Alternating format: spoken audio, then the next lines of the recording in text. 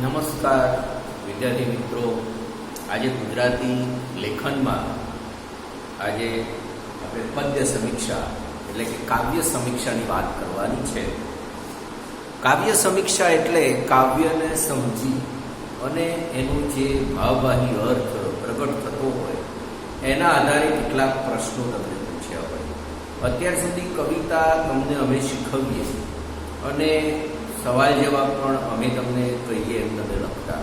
અહીંયા થોડી તમારી પોતાની પરીક્ષા છે કાવ્ય સમીક્ષામાં. તમે કાવ્યને કેવી રીતે મૂલવો છો, કેવી રીતે એની સમીક્ષા કરો છો એ અંગેની વાત છે.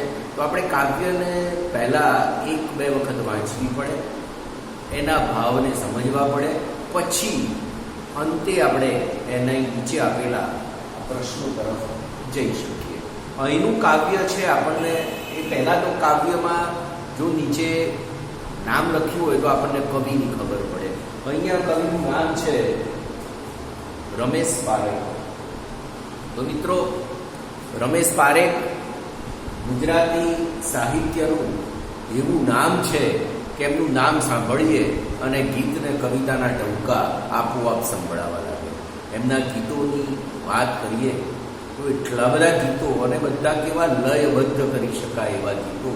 સુગમ સંગીતની દુનિયામાં સૌથી વધુ જો કોઈના ગીતો ગવાતા હોય તો એ રમેશ પારેખ છે. તો રમેશ પારેખે આપણને સરસ મજાનું ગીત એમણે પોતાના આનંદ માટે રચ્યું, પણ આપણે હવે એમનો આનંદ લેવો છે કે કેવા આનંદથી ગીત રચે છે. હું અહીંયા તમને કાવ્ય સમજાવીશ, સવાલ જવાબ તમારા પર છોડું છું. સવાલ જવાબની ચર્ચા કરવાની નથી, હું માત્ર પ્રશ્નો આપું છું. કાવ્ય હું સમજાવું છું, તમારે એને સમજવાનું છે અને જાતે સવાલ જવાબ કરવાના છે. પહેલી પંક્તિ કે કાગળ હરી લખે તો બને. હરી એટલે ભગવાન. તો બને તો જ કામ.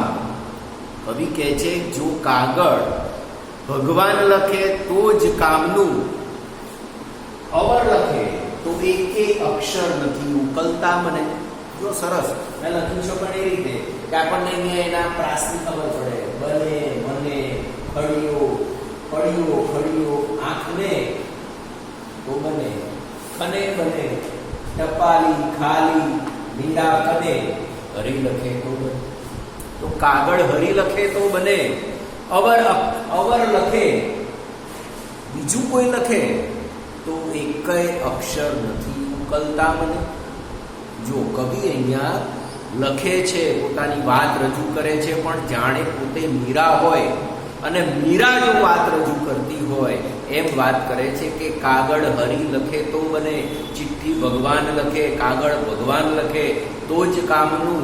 અવર લખે એકેય અક્ષર નથી ઉકલતા મને. બીજો કોઈ લખે તો મને એક પણ અક્ષર ઉકલવામાં રસ નથી. જો આનો સંદર્ભ ક્યાં છે કે મીરાબાઈના દિયરે એમને બહુ જ સંદેશા મોકલ્યા પોતાના રાજમહેલમાં પાછા આવવા, પણ એમણે કોઈનો જવાબ ના આપ્યો.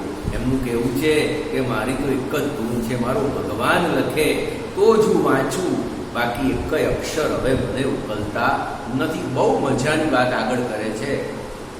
મોરપીંછનો જેના પર પડછાયો ન પડ્યો. બહુ ગજબની વાત છે આમાં. સાહેબ, મોરપીંછ એટલે તમને યાદ આવે છે મોરપીંછ સાથે શું સંકળાયેલું છે? મોરપીંછ, વાંસળી, ગાય, કૃષ્ણ. કૃષ્ણ યાદ આવે. કૃષ્ણ યાદ આવે એટલે તો મીરા અને રાધા તો યાદ આવે. હવે કવિતા જ મીરાની છે તો કૃષ્ણ વગર કેમની શરૂઆતી થાય અને પૂરી પણ થાય? તો મોરપીંછનો પડછાયો જેના પર ન પડ્યો. બહુ સૂક્ષ્મ વાત છે. મોરપીંછનો પડછાયો જેના પર ન પડ્યો. પડછાયો ક્યારે પડે? કૃષ્ણ મોરપીંછને પોતાના મુગટમાં ધારણ કરે છે. મોરપીંછ મુગટમાં હોય, માથે રાખેલી વસ્તુનો પડછાયો કાગળ પર ક્યારે પડે? જ્યારે એ કાગળ છાતીની નજીક હોય, હૃદયની નજીક હોય ત્યારે પડછાયો પડે. હવે પડછાયો પણ ક્યારે પડે? કે અમુક વસ્તુઓ જાહેરમાં નથી થતી. દાખલા તરીકે પ્રેમપત્ર જાહેરમાં ન લખાય, તો અહીંયા એવી કલ્પના છે કે કૃષ્ણ પત્ર કાગળ તો લખે પણ રાતે લખે, એકાંતમાં લખે, અંધારું હોય કોઈ જગ્યા પર ખડિયો મૂકેલો હોય, ખડિયાની નીચે ભગવાન બેઠા હોય, કાગળ લખે એટલે કાગળ હૃદયની સામે આવે, હૃદય સરસો કાગળ હોય, કૃષ્ણમાં લખતા હોય. હવે વિચાર કરો કેવી ગજબની કલ્પના છે કે કોઈના માટે બે શબ્દ લખવાને એ એના પ્રત્યેની પ્રેમની નિશાની છે. અત્યારે શું છે જમાનો? ફોરવર્ડ. કોઈએ લખ્યું તમે મોકલી દીધું, તમારું તો કશું નથી. ઝોમેટોમાંથી જે ડિલિવરી બોય ડિલિવરી કરે છે અને એને જેટલો આનંદ આવે છે એટલો જ આનંદ તમને મળે છે.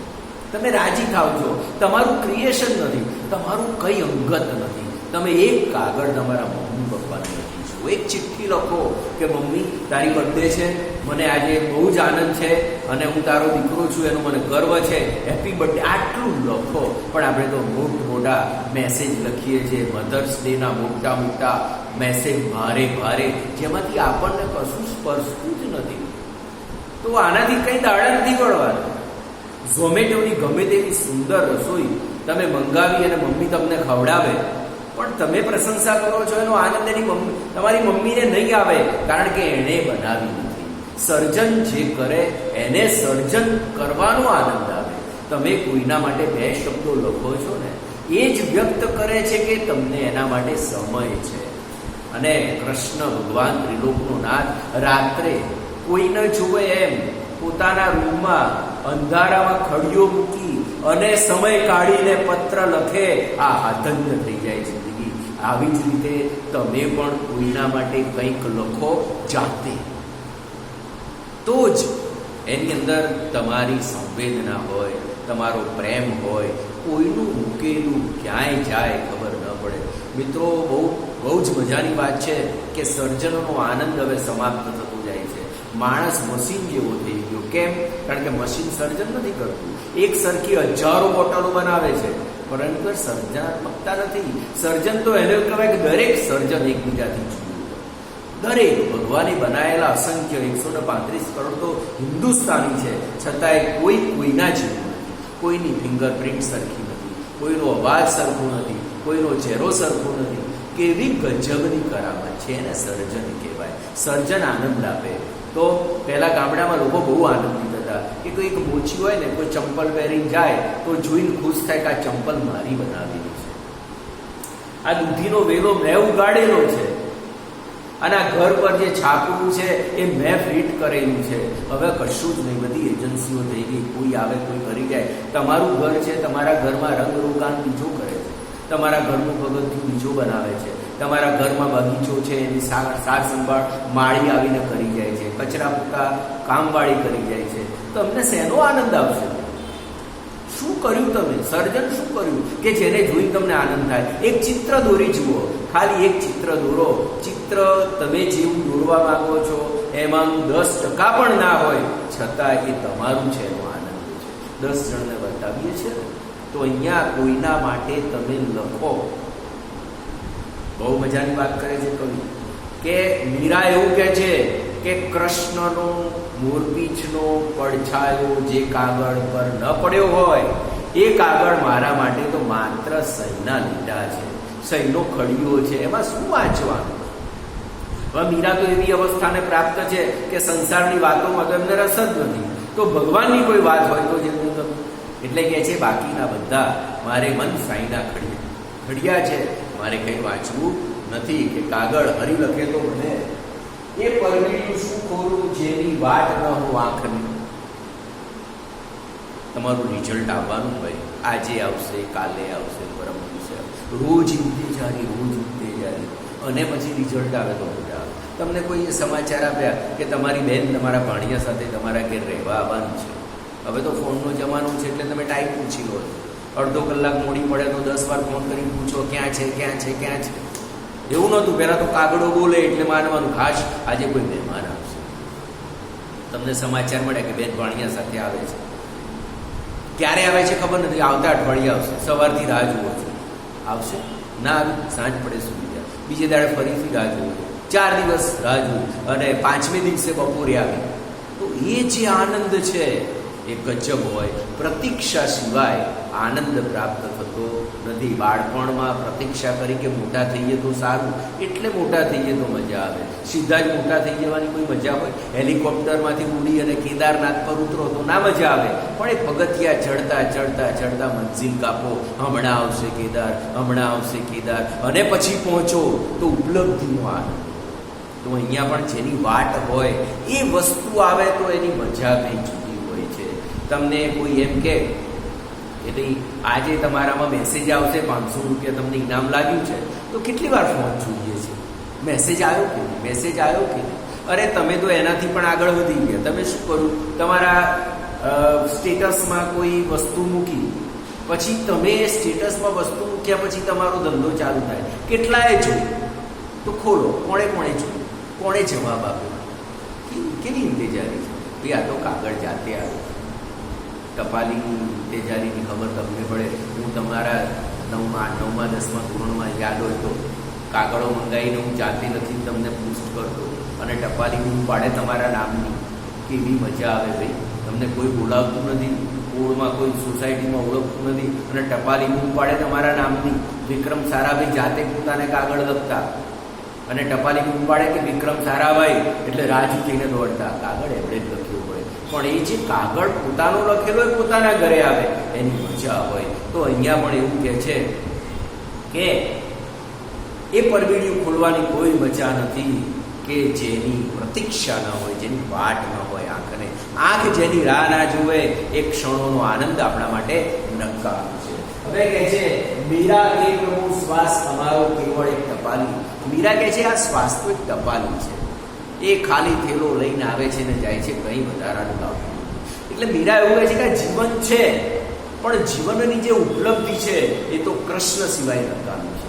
આ શ્વાસ ચાલે છે ખરા, પણ એમાંથી કંઈ મળતું નથી. કંઈ એવો સંદેશો નથી મળતો કે જીવવાની મજા પડી જાય. એ તો ક્યારે મળે કે કાગળ હરી લખે તો બને. તો કહે છે કે ચિઠ્ઠી લખતા વેર પહોંચશે સીધી મીરા કને, કે કાગળ હરી લખે તો બને.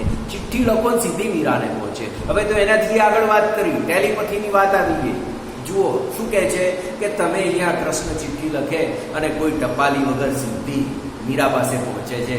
કોઈ ટપાલીની જરૂર નથી. આ શ્વાસ રે કે ન રે, મીરા હવે કૃષ્ણની છે, કૃષ્ણમય છે, કૃષ્ણમાં લીન છે. એટલે હવે આ શ્વાસની પણ એને કદર નથી. આ શ્વાસ તો નકામી ભ્રમણ ચાલ્યા કરે છે. એનાથી આ જીવન છે એવું કોઈ સાબિત નથી થતું. માત્ર કૃષ્ણ મિલનથી જ અને કૃષ્ણના પ્રાપ્તિથી જ એમના જીવનનું ઉપલબ્ધિ છે એવું અહીંયા કવિ કહેવા માંગે છે. તો મિત્રો આ કવિતાનો સાર સમીક્ષા મેં મારી દ્રષ્ટિથી કરી. રમેશ પારેખે પોતાની મોજમાં કવિતા લખી હશે. જેટલા કવિઓ આ કવિતાને સમજાવે દરેક પોતાના રસ અંદર ઉમેરી શકે છે. જરૂરી નથી જે મેં રજૂ કર્યું એ જ ભાવ રમેશ પારેખનો હોય, કદાચ એનાથી વિશેષ પણ હોઈ શકે. આપણે પ્રશ્નોની વાત કરીએ. પહેલો પ્રશ્ન છે કવિને કોના કાગળની પ્રતીક્ષા છે? મોરપીંછના પ્રતીક દ્વારા કવિ કોની વાત કરે છે? કવિ શ્વાસને કોની સાથે સરખાવે છે? ચિઠ્ઠી લખતા વેત ક્યાં પહોંચશે? અને કાવ્યની યોગ્ય શીર્ષક. શીર્ષક એટલે મથાળું. તમે પિક્ચર જોવા જાઓ તો આખા પિક્ચરને ટૂંકું નામ આપ્યું હોય છે. એમ આ કવિતા આખી શેના આસપાસ છે એને નામ આપવાનું. બરાબર? મોટે ભાગે એની પહેલી પંક્તિમાંથી જ શીર્ષક હોય છે. કવિએ અહીંયા શીર્ષક આપેલું છે, મેં એને હટાવી દીધું છે, કારણ કે હું જોવા માંગુ છું કે તમે શું કરો છો. બરાબર? તો આનો હું સ્ક્રીનશોટ મૂકું છું. તમે એના ફોટા અને કવિતા વાંચી અને એના જવાબ લખશો એવી અપેક્ષા સાથે